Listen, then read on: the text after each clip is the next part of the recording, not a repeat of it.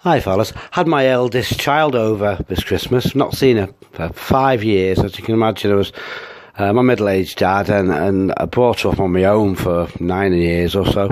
I was quite excited to see her, to be quite honest.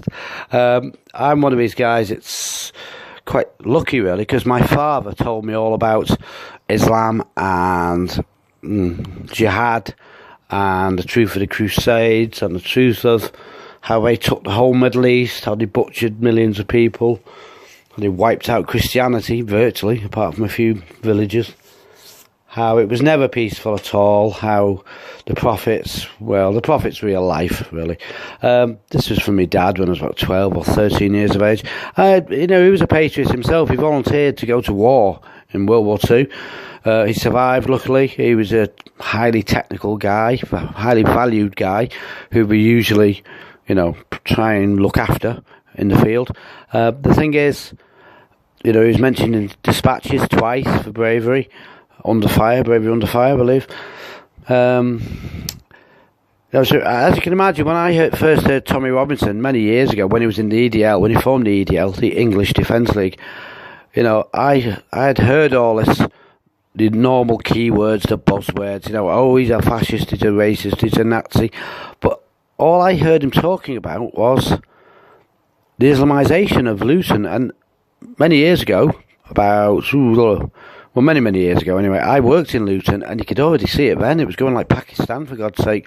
You had like stacks and stacks of vegetables outside on the pavement, outside vegetable shops, nearly blocking the pavement, and this was acceptable. You had all the taxi drivers were belonging to this ideology. All the kebab men, it was quite obvious they'd taken over. Even the local people hated Luton. They'd all moved away, even if it was just a couple of miles to get away from it.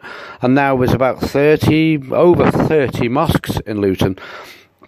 Now, a lot of you guys might not know, but these mosques obviously only teach Islamic beliefs. They also have these madrasas, schools, which just teach about Islam and precious little else.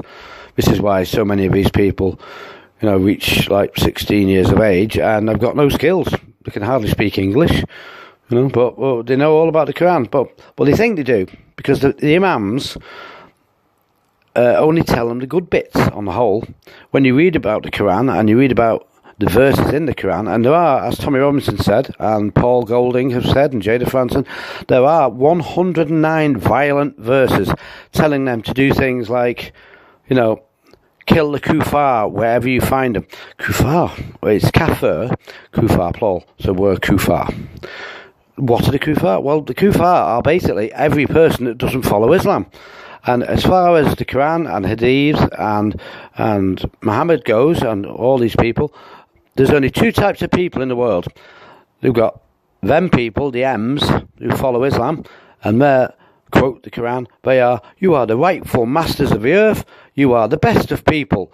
But they've been shagging their cousins and their sisters and marrying them for 1400 years. So in some of their communities where they still continue this, like in Bradford and London, the retardation rate and disablement rate is terrible.